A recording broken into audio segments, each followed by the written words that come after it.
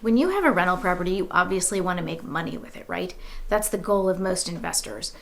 But there are some things that you need to really pay attention to that a lot of landlords don't do, when not only when they're starting to look at purchasing the property, but then with ongoing maintenance. And in this video, I'm going to talk about some of those most common mistakes that people make that can really eat into their profit. If you're looking for great landlord tips, you've come to the right channel, because every week we put out a new video about topics like this that can help landlords be profitable and manage their properties effectively. My name is Sue Richey. I am a real estate broker. I am the owner of Richey Property Management. We're a residential property management company in the Washington, D.C. area. So are you staying on top of managing all aspects of your rental property, or are you doing the right things to help you find the very best type of property where you can get it filled, decrease your vacancy, and try to get some kind of cash flow? Okay, so let's dive into 7 common mistakes that people are making. First of all, this is related to buying the property itself. You want to make sure that you're doing the right research so that you can find the best type of rental property for you. Are you someone who is very handy? Can you do a lot of the maintenance and repair? Can you do a lot of the fix-up necessary? If you're looking for a great deal and you say you find something that is, quote, a steal, it's probably something that's going to require a lot of work. What you want to do is make sure that you get accurate estimates on what that work's going to be. If you're going to do it yourself, do you have the time to do it? How long is that going to take you? Because every day that goes by costs you money because you're not filling it with a tenant. Get a handyman in there and get realistic estimates of what that overall cost will be, and then evaluate whether that makes sense or not, because that steal may turn into something that becomes really more of a money pit, and that's not what you want. The other thing you want to do is look at location. You've heard it over and over, location, location, location, super important. Look for areas and neighborhoods, transportation, metro stations, and other things where you know there's a high demand for rentals. Where do people want to live? If you look for areas like that, you're likely to have low vacancies, you're likely to find good tenants, and you're likely to turn a profit on your property. Mistake number 2 is not doing thorough tenant screening. I talk about this in a lot of videos, and in this video here, you can find a video we did all about tenant screening and why it's so important and all the things you should do in that background check. If you do thorough tenant screening, that's probably the most important thing you can do in this whole rental process. You're going to get a really good picture of the person you put in the property. You've got the most at risk here. So you have your asset. You want to make sure that who you put in it takes good care of it. So don't skip this step. Do really thorough tenant screening. Don't be in a rush to put someone in there, put the wrong person in there, because that's going to mean a lot more headaches for you down the road. Mistake number 3 is not doing the proper inspections. We've had landlords come to us with properties that are in super disrepair and they're really stressed out. They had a tenant in there. They thought everything was going well. They were managing the property themselves. They were never doing any inspections because you know what? The tenant never called them. The tenant never bothered them. So they sent the rent check and they thought everything was going great. Well, it wasn't. So they went to the property. Property is a mess. They've had illegal things happening in properties. Just because somebody doesn't call you and the rent's coming in does not mean you shouldn't do property inspections. You need to do a detailed move-in inspection. I mean, when the property is empty, before anyone puts anything in, go in, photograph or video all of the walls, all the flooring, everything that open drawers, open cabinets. Make sure you document the condition in as much detail as possible. That will help you when you do the move out inspection. When the tenant moves out, do the exact same thing and compare the two. Now you have actual documentation so that if you have to deduct money from your tenant security deposit, there's proof right there. It isn't a he said, she said, they say, no, I didn't do this, and you say, yes, you did, because it didn't look like this in the beginning. So those two are critical ones to do. The other one that you really, really should do is in the middle of the lease term. So if you've got a tenant who has a 1-year lease, do it at 6 months. Go in there. in your lease, it should say you have access, you give them the proper notice, go in and do a walkthrough. It's a good time to have a conversation with the tenant. They might point out things that have been annoyances that aren't big problems, but if you nip them in the bud early, you can save yourself the headache of those turning into bigger problems.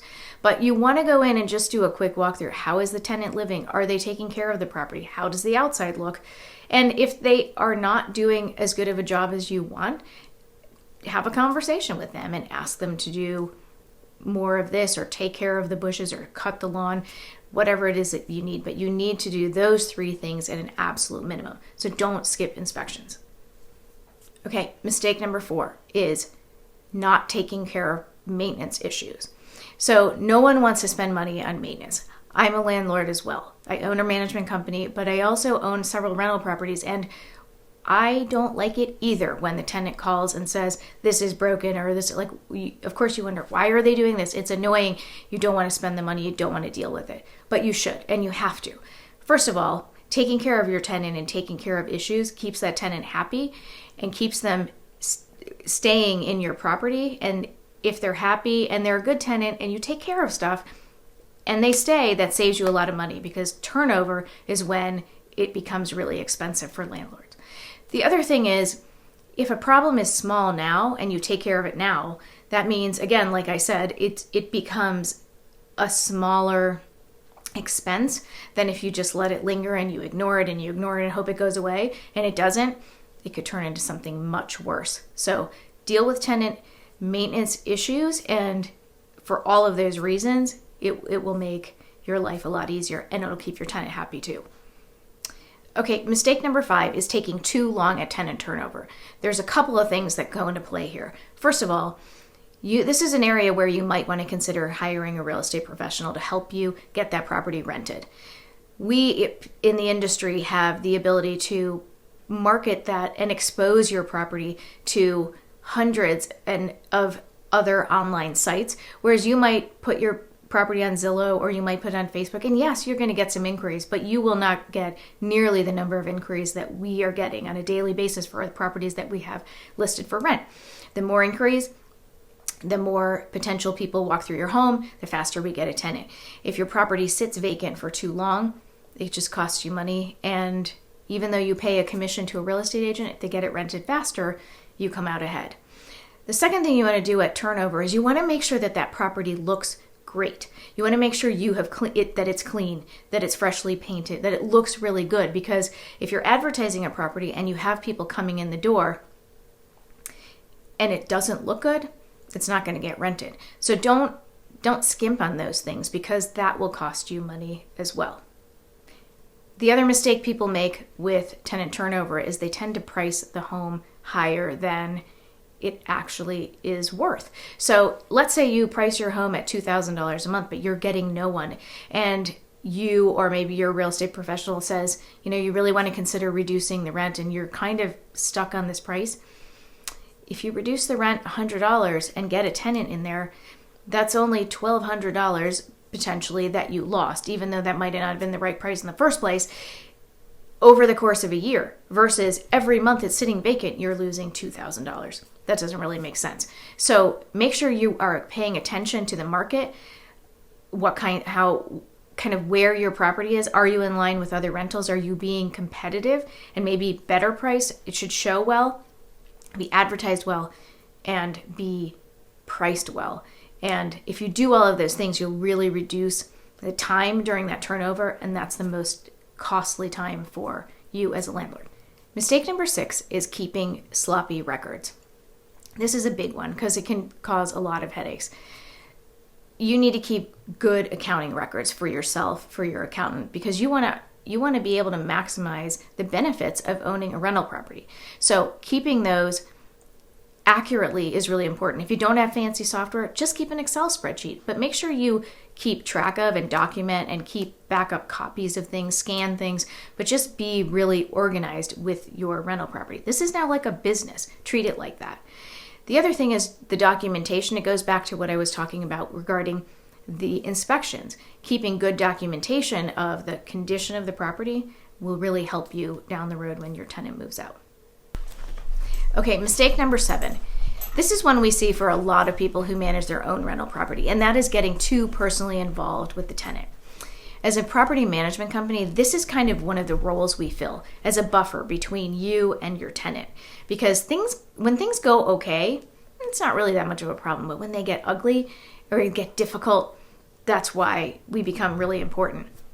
But when I say personally involved, I've seen situations where landlords will kind of flex their rules and be sympathetic. Yes, everyone has things, and especially in the environment we live in, there are a lot of things that can go wrong. There's a lot of things that go wrong for anyone, whether you're a homeowner, a landlord, or a tenant.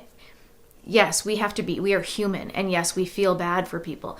But as a landlord, it's really important that you treat people consistently, that you're fair. You may want to come up with a policy, and if your tenant, let's say your tenant can't pay the rent, you may want to come up with a plan and follow that plan, have them sign something, just be business-like about it instead of listening their sob story, feeling bad about it, saying, you know what, you don't have to pay the rent. And then it happens again. A tenant starts to see what you're doing, might start to take advantage of you. I'm not saying every tenant behaves like that, but it can happen. So be sympathetic, be understanding, but don't get too personally involved with the situation that might be going on with the tenant. Try to stay as businesslike as possible when it comes to the property, but be friendly and considerate and kind, and that will go a long way. The other thing about that as well is when you don't treat every person consistently and fairly in the same way and have policies in your business, you could start getting into that gray area where you might be violating fair housing rules, and you definitely don't want to go there. So really, really important in managing property and being a landlord and being an owner in property management is being consistent. I've said this over and over and over in videos, really important in this particular case too. So there you have it, 7 of the most common mistakes we see that landlords make. And I hope this has been helpful for you. I've put in a link below to a tenant screening checklist that could be helpful for you as you do your tenant screening. And if you like this video, I hope you'll share it with others who could benefit from this information. So thanks for watching. Subscribe to our channel, and if you hit the bell, you'll be notified every time we produce a new video each week.